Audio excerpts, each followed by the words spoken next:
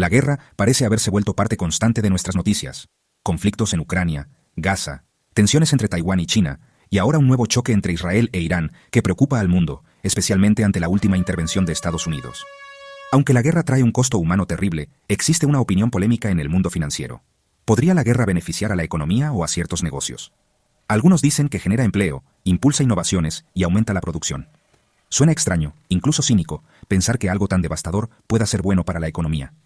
Por eso, hoy analizaremos datos de cientos de guerras en los últimos 2 siglos, para entender cómo la guerra realmente impacta la economía y los mercados. No queremos restar importancia al sufrimiento humano, sino aclarar una relación compleja y poco evidente entre guerra y economía. Así que, sin más, vamos a descubrirlo. ¿Cómo afecta realmente la guerra al crecimiento económico de un país? Empecemos por lo básico, el Producto Interno Bruto o PIB. A lo largo del tiempo, numerosos estudios han intentado entender cómo la participación en conflictos armados impacta la producción económica de las naciones. Algunos de estos análisis muestran que, en ciertos casos, el PIB de un país puede aumentar durante una guerra. ¿Por qué? La principal razón es el incremento del gasto público. Los gobiernos movilizan más recursos, contratan soldados, aumentan la producción de armas, vehículos, uniformes y tecnología. Todo eso activa sectores industriales clave y genera empleo. En tiempos de guerra, se reorganizan recursos. Personas que antes se dedicaban a tareas domésticas o trabajos informales pasan a la industria de defensa, lo que puede elevar la productividad en el corto plazo. El Instituto Cao, por ejemplo, señala que durante las guerras muchos activos productivos se utilizan más intensamente. A esto se suma la innovación forzada. Cuando hay presión extrema, surgen avances tecnológicos. El caso más emblemático es el desarrollo de la bomba atómica, que eventualmente dio paso a la energía nuclear civil. De hecho, durante la Segunda Guerra Mundial, el PIB de Estados Unidos creció un 72%, impulsado por el gasto bélico y la movilización económica. Pero, ojo, esta narrativa tiene matices importantes. Muchas de estas investigaciones se basan en datos de Estados Unidos, un país que históricamente ha librado guerras fuera de su territorio. Desde la Guerra Civil en 1865, el conflicto directo no ha tocado el suelo estadounidense de manera significativa. Y eso marca una diferencia crucial. Cuando la guerra se libra dentro del país, el panorama cambia drásticamente. Un ejemplo reciente es Ucrania. Tras la invasión rusa en 2022, su economía se contrajo en más de un 30% en el primer año del conflicto. El desempleo se disparó, la pobreza se duplicó, y a pesar de haber sido uno de los mayores exportadores agrícolas del mundo, hoy es uno de los países con mayor inseguridad alimentaria. Esto coincide con los hallazgos de un extenso estudio del Banco Europeo de Reconstrucción y Desarrollo, que utilizó la base de datos Correlates of War. Analizando más de 700 conflictos entre 1816 y 2014, encontraron que los países que libraron guerras en su propio territorio sufrieron, en promedio, una caída del PIB per cápita de 9 puntos porcentuales respecto a sus niveles anteriores, con una mediana del 3%. Para dimensionarlo, durante la crisis financiera global de 2008, el PIB estadounidense cayó un 4,3%. En cambio, en las 20 guerras más destructivas de ese estudio, el PIB per cápita se desplomó entre un 40% y un 70%. Las razones son evidentes. En primer lugar, la pérdida de vidas humanas y el desplazamiento de millones de personas reduce significativamente la fuerza laboral. Pero no solo eso. Durante la guerra, también cae la tasa de natalidad. Según el mismo informe, el crecimiento poblacional en países en guerra tiende a disminuir 1,5 puntos porcentuales en comparación con naciones similares. Y ese efecto persiste al menos 5 años después. También se destruye infraestructura clave.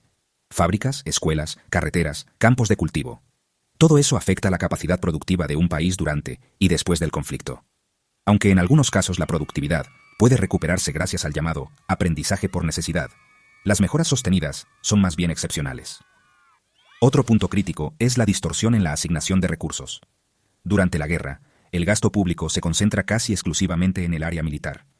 Esto desplaza la inversión en salud, educación, innovación civil y obras públicas. En los conflictos más intensos, el gasto público ha superado el 40% del PIB, lo que lleva a desequilibrios fiscales severos y un menor crecimiento a largo plazo. Además, el comercio exterior también sufre. Las guerras tienden a reducir tanto las exportaciones como las importaciones, y elevan los déficits externos en un promedio de 5 puntos porcentuales del PIB. Esto genera dependencia de ayuda internacional o de deuda, especialmente en países con economías emergentes. Por último, está el tema del riesgo. Las guerras incrementan significativamente la incertidumbre, lo que ahuyenta la inversión extranjera y también la nacional. Las fugas de capital son comunes. Las empresas evitan poner dinero en un país en conflicto, lo que hace aún más difícil reconstruir la economía tras el fin de la guerra. En resumen, Mientras algunos países alejados del conflicto pueden beneficiarse en el corto plazo, por ejemplo, los productores de armas o exportadores de energía, la mayoría de las naciones, directamente afectadas por la guerra, sufren fuertes retrocesos económicos. La idea de que la guerra reactiva la economía puede tener algo de verdad en casos excepcionales, pero en la mayoría de los escenarios históricos, el costo económico ha sido enorme y duradero. Pero la guerra no solo afecta al PIB. Existen muchas otras consecuencias económicas profundas que, en la mayoría de los casos, superan cualquier impulso inicial que pueda haber generado el gasto militar. Aunque es cierto que los gobiernos aumentan su participación en la economía durante los conflictos, lo que a veces eleva la actividad económica en el corto plazo, estudios demuestran que ese efecto suele ser temporal y limitado. El informe del Banco Europeo de Reconstrucción y Desarrollo revela un dato contundente. En la mitad de las guerras analizadas, la producción económica seguía siendo menor incluso 25 años después del final del conflicto. Y solo el 29% de los países logró recuperar su PIB per cápita en niveles comparables con los de países que no vivieron guerras dentro de los 5 años posteriores. Además, ese crecimiento impulsado por el gasto público viene con un precio: más deuda o más impuestos. En la mayoría de los casos, financiar el esfuerzo bélico requiere que los gobiernos pidan prestado grandes sumas o aumenten la carga tributaria sobre la población.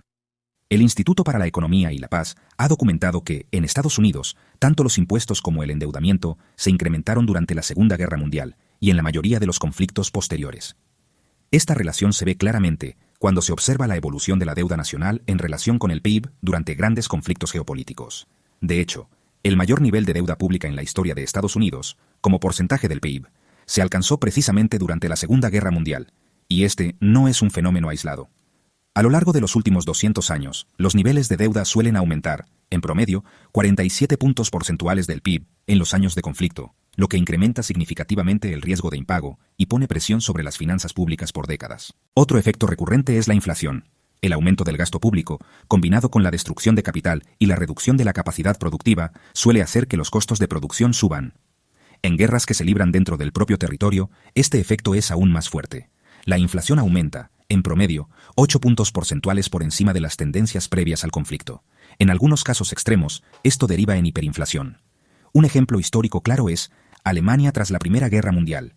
La necesidad desesperada de financiar la reconstrucción, pagar reparaciones y mantener el funcionamiento del Estado llevó al gobierno a imprimir enormes cantidades de dinero. El resultado fue un colapso total del marco alemán, con precios que se multiplicaban cada hora. El episodio dejó cicatrices económicas y sociales tan profundas que pavimentó el camino para una nueva crisis solo 2 décadas después. Por eso, cuando ampliamos la mirada más allá del PIB per cápita, incluso en los casos donde éste puede mostrar una leve mejora por el aumento del gasto, ¿quieres aprender más sobre finanzas e inversión? Descubre libros recomendados por los grandes inversionistas del mundo. Encuéntralo en el enlace en la descripción. Vemos que otros factores como la deuda, los impuestos, la inflación y la destrucción del capital productivo tienen efectos negativos mucho más duraderos. Y, lamentablemente, esos efectos no terminan cuando la guerra se detiene. Las consecuencias económicas de un conflicto se sienten durante generaciones. Afectan la estabilidad fiscal, la confianza de los inversionistas, el bienestar de las familias y las oportunidades de crecimiento futuro. En la mayoría de los casos, el costo de reconstruir lo destruido, en infraestructura, instituciones y tejido social, es mayor que cualquier ganancia económica que se haya podido obtener durante el conflicto. Hasta ahora hemos analizado principalmente el impacto de la guerra en los países directamente involucrados, pero también existen efectos de contagio que afectan a naciones cercanas e incluso a aquellas alejadas del conflicto. Un estudio del Centro para la Investigación de Política Económica, centrado en guerras de gran escala, encontró que los países geográficamente próximos a un conflicto experimentan una caída promedio del 10% en su crecimiento económico 5 años después del inicio de la guerra. Además, enfrentan un aumento promedio del 5% en su tasa de inflación. Incluso los países más alejados, debido a su integración en la economía global, suelen sufrir un aumento de 2 puntos porcentuales en su inflación en el mismo periodo. Este efecto se intensifica cuando el conflicto involucra materias primas clave, como el petróleo, el gas o los fertilizantes. La interrupción en la producción o transporte de estos recursos puede desencadenar aumentos de precios globales, desajustar cadenas de suministro y generar inestabilidad financiera. Por eso, una guerra localizada puede tener un costo mucho más amplio de lo que parece. Para ilustrar esto, el Instituto Kiel desarrolló una herramienta llamada calculadora del precio de la guerra, que estima cuánto cuesta una guerra no solo al país involucrado, sino al mundo entero. Por ejemplo, en un conflicto hipotético en Irán, un país ya bajo fuertes sanciones, se calcula que el impacto económico acumulado para otras naciones podría ser más del doble que para el propio Irán en un periodo de solo 5 años. ¿La razón? Su papel estratégico en el mercado petrolero global. Esto deja algo muy claro. Incluso cuando el PIB per cápita de un país en guerra parece subir, ese dato aislado no refleja toda la realidad. A menudo está impulsado por gastos públicos insostenibles o distorsiones estadísticas. Y mientras tanto, el resto del mundo también paga un precio.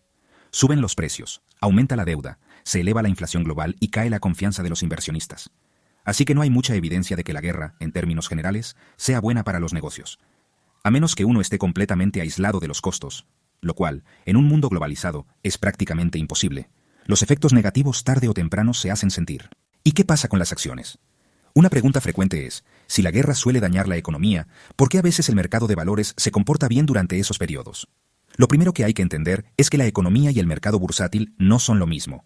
Mientras la economía mide la producción, el empleo y el consumo, el mercado de valores anticipa expectativas futuras, reacciona al sentimiento global y se enfoca en la rentabilidad de las empresas.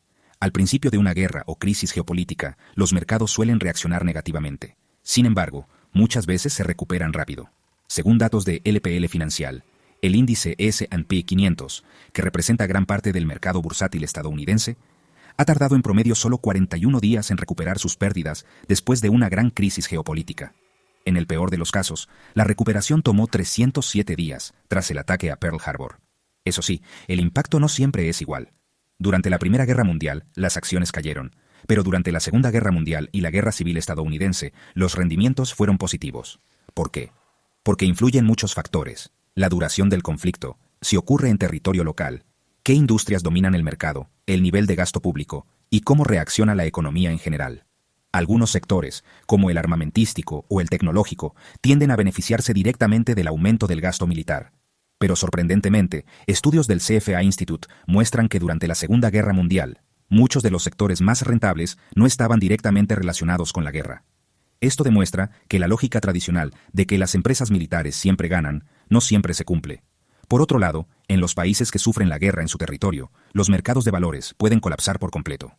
En China, durante la década de 1940, el gobierno expropió los activos de los inversionistas. Japón y Alemania, tras su derrota en la Segunda Guerra Mundial, vieron sus bolsas de valores completamente destruidas.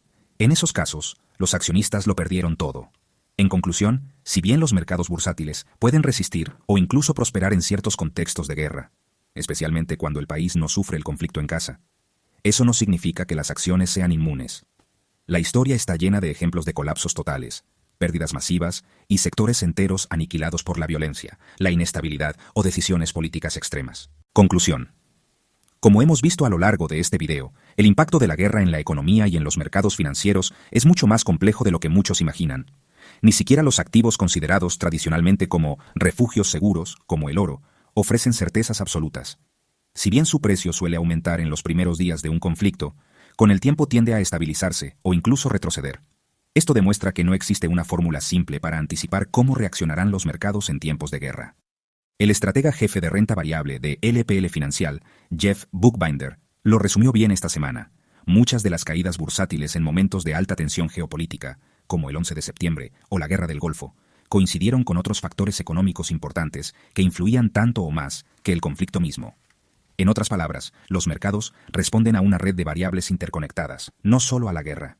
Como ocurre en muchos otros temas que tratamos en este canal, la respuesta a la pregunta de cómo afecta la guerra a la economía y al mercado de valores no es única ni lineal. Depende de muchos elementos: con quién está aliado el país, si la guerra se libra dentro o fuera de sus fronteras, cuánto dura, qué sectores se ven más afectados, y cómo reaccionan los gobiernos y las instituciones financieras. Además, la naturaleza misma de la guerra ha cambiado con el tiempo. Hoy no todas las guerras se libran con tanques y soldados. Muchas ocurren en el terreno digital, energético o económico. Todo esto hace que su análisis sea aún más complejo. Esperamos que este video haya servido para matizar el debate, alejándonos de ideas simplistas como «la guerra es buena para los negocios». Aunque pueda haber ciertos indicadores, como el PIB per cápita o algunas acciones del sector defensa, que suben temporalmente, los efectos negativos de la guerra, en términos humanos, sociales y económicos, son profundos, duraderos y, en la mayoría de los casos, devastadores. Y ojalá, más allá de las cifras, entendamos que el verdadero costo de la guerra no se mide en puntos porcentuales, sino en vidas rotas, generaciones perdidas y futuros truncados. Gracias por ver este video.